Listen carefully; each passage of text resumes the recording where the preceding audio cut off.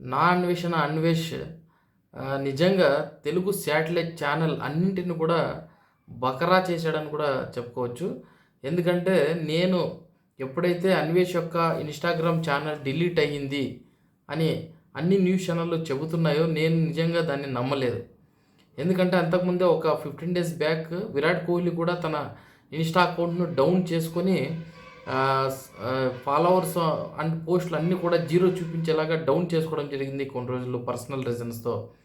So, మళ్ళీ తర్వాత దాన్ని అప్ చేయడం, మళ్ళీ ఆ పోస్టులు అన్నీ ఫాలోవర్స్ సంఖ్య అంతా కూడా చూపించే విధంగా మళ్ళీ కొన్ని రోజుల తర్వాత అది విరాట్ కోహ్లీ ఇన్‌స్టాగ్రామ్ అకౌంట్ సాధారణ స్థాయికొచ్చింది.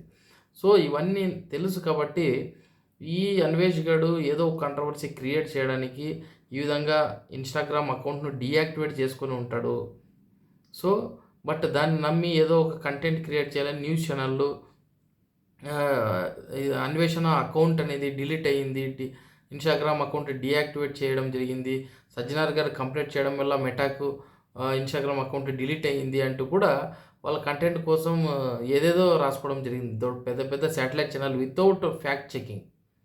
అంత పెద్ద ఛానల్ ఏది పడితే అవి ఫేక్ ఇన్ఫర్మేషన్‌లను స్ప్రెడ్ చేస్తా ఉన్నాయి. శాటిలైట్ ఛానల్ అక్షరాల శాటిలైట్ ఛానల్స్. యూట్యూబ్ ఛానల్స్ కూడా కాదు. థంబ్‌నెయిల్స్ పెట్టడం, ఇన్‌స్టాగ్రామ్ అకౌంట్ అన్వేషణది డిలీట్ అయిపోయింది. సజ్జనార్ గారు కంప్లెయింట్ చేయడంతో మెటా వాళ్ళు డిలీట్ చేయడం జరిగింది. యూట్యూబ్ అకౌంట్ కూడా డిలీట్ అవుతా ఉంది అంటూ కూడా పెద్ద పెద్ద హెడ్డింగులతో యాంకర్లు పెద్ద పెద్దగా మాట్లాడుతూ కూడా మాట్లాడడం జరిగింది. నాకు డౌట్ అనేది రైజ్ చేయడం జరిగింది. దీనిపైన అన్వేషణ మాట్లాడి తానే కన్ఫర్మ్ చేస్తే నేను నమ్మను అంటూ కూడా నేను ఆ వీడియోలో చెప్పడం జరిగింది. వీడు అన్వేష్ గాడు తర్వాత వచ్చి అవును నాది డిలీట్ అయిపోయింది.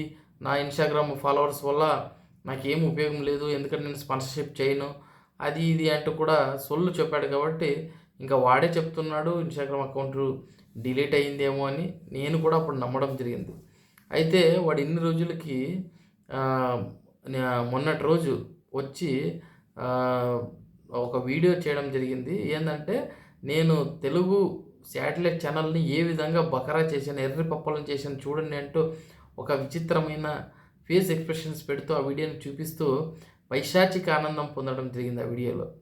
సో, ఈ అన్వేష్ గాడు సబ్స్క్రైబర్స్ అండ్ ఫాలోవర్స్‌ని పెంచుకునింది కేవలం కాంట్రోవర్సీ వీడియోస్ వల్లే. లేదంటే వాడిలో కంటెంట్ లేదు, తొక్క లేదు, తోలు లేదు.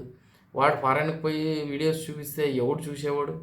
వాడు చూపించే ఫారెన్ వీడియోస్ కంటే వాడు చేసిన కాంట్రోవర్సీ వీడియోసే ఎక్కువ రీచ్ ఉంటాయి. మీరు కావాలంటే చూడండి. సో, ఇలా సోషల్ మీడియాలో ఫేక్ ఇన్ఫర్మేషన్ స్ప్రెడ్ చేస్తూ ఇప్పుడు వాడికి అన్ని దేశాలు తిరిగినానని చెప్తా ఉన్నాడు.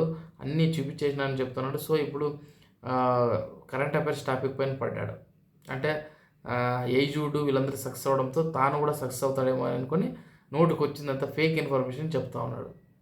దాంట్లో ఫ్యాక్ట్ చెక్ లేదు, ఏమీ లేదు. ఏది పడితే అది మాట్లాడుతూ ఉన్నాడు. సో, ఏజుడు ఒక టీమ్‌తో పక్కా ప్రణాళికతో ఒక టెక్నికల్ టీమ్‌ని పెట్టుకొని అది ఒక చాలా పకడ్బందీగా ఎడిటింగ్స్ చేసుకుంటూ వీడియోస్ దానికి తగ్గట్టుగా వీడియోస్‌ని క్రియేట్ చేస్తూ అతను ఒక మంచి వేలో వెళ్తున్నాడు కరెంట్ అఫైర్స్ చెప్పుకుంటే ఏజుడ్.